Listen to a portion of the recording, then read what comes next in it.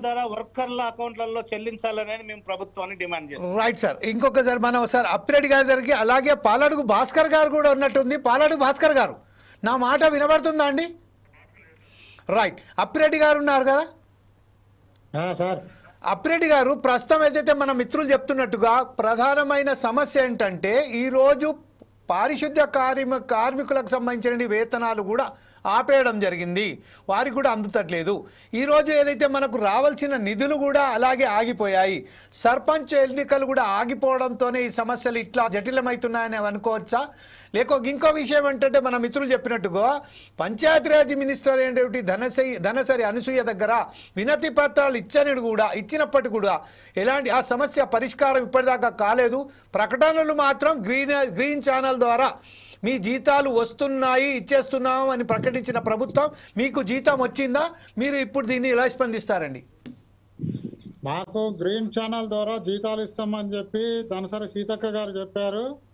మేము కూడా ఆల్రెడీ సీతక్క గారిని అడగడం జరిగింది. వినతి పత్రం ఇచ్చి మాకు 51 జీవో మాకు మెడకు ఉరితాడులాగా ఉన్నది. అది కార్మికులు చాలా మంది చనిపోతున్నారు.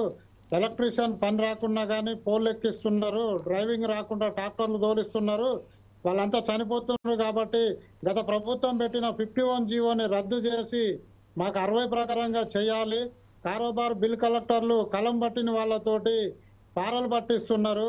మాకు ఆ 51 జీవో ఉరితాడుగా మారింది కాబట్టి కార్మికులు చనిపోతున్నారు. కాబట్టి అవన్నీ తీసేసి 60 ప్రకారం 60 జీవోని అమలు చేసి కార్మికులకు ప్రతి నెల గ్రీన్ ఛానల్ ద్వారా 1వ తారీఖు 2వ తారీఖులో జీతాలు ఇస్తామని చెప్పారు.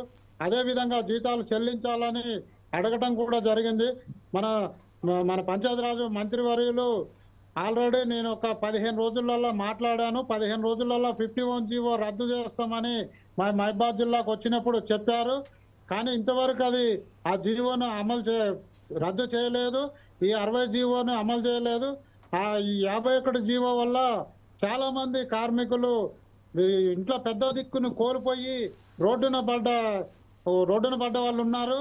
వారికి ఆ కుటుంబంలో మేము ప్రభుత్వ ఉద్యోగం ఇవ్వాలని డిమాండ్ చేయడం కూడా జరుగుతుంది.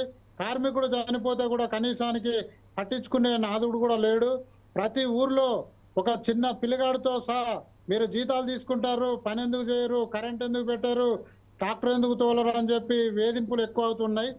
ఆ వేధింపులు లేకోకుండా ఉండాలని, ఈ 51 జీవో రద్దు కావాలని ప్రతి నెల 1వ తారీఖు 2వ తారీఖున ఆ ఇచ్చే గ్రీన్ ఛానల్ ద్వారా ప్రభుత్వమే చెప్పింది కాబట్టి ఆ జీతాలు ప్రభుత్వం 2వ తారీఖు 3వ తారీఖు వరకే జీతాలు ఇవ్వాలని చెప్పి మేము కోరుకుంటున్నాం సార్.